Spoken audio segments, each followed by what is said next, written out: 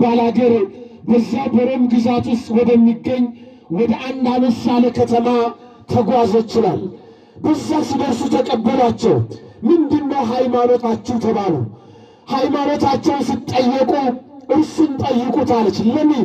እግዚአብሔር በትንንሽ ብላቴናዎች ላይ የሚሰራውን ታላቅነት የሚያደርገውን ሥራ ገቢረ ተአምራቱን እግዚአብሔር ስለሚገልጥ ሕፃኑ ሲጠይቅ እኔ ሰማይና ምድርን የፈጠረ እግዚአብሔርን አመልካለሁ፣ እርሱ ስለ እኔ በመስቀል ላይ ተሰቅሏል፣ ደሙን አፍሷል፣ ከኃጢአት ማሰሪያ ነፃ አውጥቶኛል፣ እናንተም እሱን ብታመልኩ ከኃጢአት ነፃ ያወጣችኋል፣ ያከብራችኋል፣ በመንግሥተ ሰማያት ከፍ ከፍ ያደርጋችኋል ብሎ በተሰበሰቡ ሰዎች መካከል ይሄ ታናሽ ብላቴና የ3 ዓመት ሕፃን ቅዱስ ቂርቆስ ድምፁን ከፍ አድርጎ ተናገረ። የእግዚአብሔር ልጆች ሃይማኖት የሚያሳፍር ነገር አይደለም። ሃይማኖት በሞት አደባባይ ላይ ቆመን የምንመሰክረው የሕይወታችን መሰላል ሃይማኖት ነው። ሰው በሃይማኖት ካልኖረ አራዊት ነው ማለት ነው። አንድ ሂዩም የሚባል እግዚአብሔር የለሽ ፈላስፋ ሰው ከአራዊት የሚሻለው ሃይማኖት ሲኖረው ነው ይላል። አለበለዚያ ሰው አራዊት ነው በራሱ። ሃይማኖት የሌለው ሰው አራዊት ነው። እግዚአብሔር የማይፈራ ሰው አራዊት ነው። ስለዚህ ያ ሕፃን እንደዚህ አድርጎ ተናገረ። በጊዜው የነበረው ገዢ እጅግ አድርጎ ተቆጣ። ምክንያቱም እርሱ ጣዖት ያመልካል፣ ለጣዖት ይሰግዳል። ወንበሩ የሚጸናለት ለጣዖት ስለሰገደ፣ ለፍጡራን ስለሰገደ፣ ፍጡራንን ስላመለከ መሰለው። የዚህ ሕፃን ታላቅ ንግግር ደግሞ ረበሰው። ምክንያቱም ሰው ከእግዚአብሔር ከራቀ የሰይጣን ማደሪያ ነው፣ አይምሮው ይጨልማል። ሰው ኃጢአት የሚሰራው አይምሮው ስለሚጨልም ነው። ምክንያቱም እግዚአብሔር ብርሃን ነው ተብሎ ተጽፏል። አይምራችንን ብሩህ ሲያደርግልን ከኃጢአት መራቅ እንችላለን ማለት ነው። ከዚህ የተነሳ ይህንን ሲናገር ንጉሡ እጅግ አድርጎ ተቆጣ፣ እጅግ አድርጎ።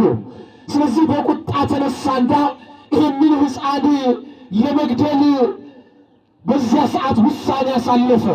በጊዜው እሳት እንዲነድ ተደረገና ድስት እንዲጣድበት ተደረገ። በዚያ በድስት የሚፍለቀለቀው ውሃ እንደ ክረምት ነጎድጓድ ይጮህ ነበረ። ወደ ላይም 49 ክንድ ያክል ውሃው ይዘል ነበር ተብሎ ተጽፏል። ልብ በሉ፣ በእግዚአብሔር መታመን፣ ልብን ለእግዚአብሔር መስጠት፣ በሃይማኖት መጽናት ምን ያክል ቆራጥነት እንደሆነ ተመልከቱ። የ3 ዓመት ብላቴና ነው። በዓለም ላይ እግዚአብሔርን ለማያውቁ፣ የእግዚአብሔርን ክብር ለማይረዱ፣ የእግዚአብሔርን አጋዥነት ለማይረዱ ሰዎች ይሄ ቁም ነገር ሊመስላቸው አይችልም። እግዚአብሔር ታላላቆችን ያሳፍር ዘንድ ሕፃናትን በሃይማኖት ያቆማል። ስሙ የተመሰገነ ይሁን። ሽማግሌዎች፣ እግዚአብሔር ታላላቆቹን ሊያሳፍር ሲፈልግ ሕፃናትን ለክብሩ ያስነሳል። እግዚአብሔር ችግር የለበትም። እግዚአብሔር አይምሮ ስባር እውቀትን ሰጥ እግዚአብሔር። ስለዚህ በዚያ ሰዓት አሁን ምርጫ ውስጥ ገቡ። አንድም እዚህ 49 ክንድ የሚዘል ውሃ ውስጥ መግባት ነው ያለባቸው፣ ወይ ደግሞ ስምዖን ለእግዚአብሔርን መካድ ነው ያለባቸው። ያን ጊዜ እናቱ እናት ናትና ልቧ ተከፈለባት ይላል። ለምን? ያን የ3 ዓመት ብላቴና ያለ ርኅራኄ እዚያ የሚፍለቀለቅ ውሃ ውስጥ ሊያስገባው ስለሆነ እናቱ ልቧ ተከፈለባት። እንዲህ አላት፣ እናቱን እንዲህ አላት፣ እናት ሆይ አትፍሪ፣ ደግሞም አትጠራጠሪ፣ በእኛ ዘንድ ሁለተኛ ሞት የለብንም አላት። እግዚአብሔር የተመሰገነ ይሁን። ለክርስቲያን ሁለተኛ ሞት የለውም። በዚህ ዓለም ላይ በሥጋችን መከራ ብንቀበል በእግዚአብሔር መንግሥት ለዘላለም እንኖራለን። ይህንን ቃል ብፁዕ አባታችን ሌሊት በዜማ ስሙት ነበር። ይገርማቸዋል። 5 ሰዓት ጀምረው ገብተው ያውን እንኳን ጧን የመጣሁት 5 ሰዓት ጀምረው ገብተው ይህን እያዜሙ ነው ያደሩት። አያችሁ፣ የቅድስት ቤተ ክርስቲያን ልዕልናን ተመልከቱ። ይቤላ ሕፃን ለእሙ ትፍሪእም ወኢትናፍቂ እንዝዳግመ ኢንመውት። ሕፃኑ እናቱን እናቱ አትፍሪ፣ ደግሞም አትጠራጠሪ፣ ሁለተኛ ሞትን አንሞትም፣ የዘላለም ሕይወትን በሰማይ አለ አላት። እግዚአብሔር የተመሰገነ ይሁን። ይህን አላት። እሷ ግን በጣም አድርጋ ትፈራ ነበረ። ስለዚህ ያ ሕፃን እጇን ያዘና እየጎተተ ወደ ንጉሡ ፊት ወሰዳት ይላል። ወሰዳት። እኛ ክርስቲያኖች ነን፣ ሰማይና ምድርን የፈጠረ እግዚአብሔርን እናመልካለን። ለአንተ እሳት የምንፈራ አይደለንም፣ ሃይማኖት ከሚነድ እሳት ይበልጣል አለ ሕፃኑ ንጉሡ በጣም ተቆጣ። ያዙና በዚህ በሚፍለቀለቅ ውሃ ውስጥ ክተቱ ሲል እሷ በጣም አድርጋ አዘነች። ስለ ልጇ ሞት አዘነች። ሁለተኛም የሚያስፈራ ነው እሳቱ። መጀመሪያው ልጇ ሕፃን ስለሆነ አንጀቷ ተላወሰ፣ የአብራኳ ክፋይ ስለሆነ። ስለዚህ ይህ በሆነበት ሰዓት እሱ ስለ እናቱ ይጸልይ ነበረ። አንተ እጽዋት ፍሬ እንዲያፈሩ ታደርጋለህ፣ ገለባውን በእሳት ታቃጥለዋለህ፣ ፍሬውን ደግሞ ለፍጥረታት ትሰጣቸዋለህ። ስለዚህ እናቴ ያለ ፍሬ እንዳትቀር፣ በእሳት ውስጥ እንዳትቃጠል፣ ገለባ ሆና እንዳትቃጠል ለእናቴ ጽናትን ስጣት።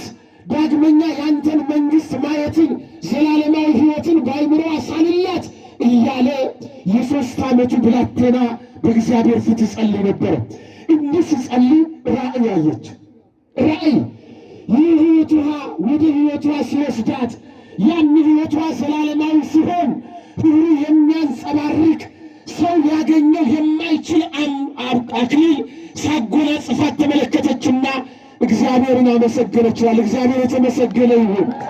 ከዚህ የተነሳ ሁለቱም ስመ እግዚአብሔርን እየጸለዩ ሃይማኖታቸውን በአሕዛብ ፊት እያወጁ ወደዚያ ወደ ድስት ውስጥ ገቡ ይላል።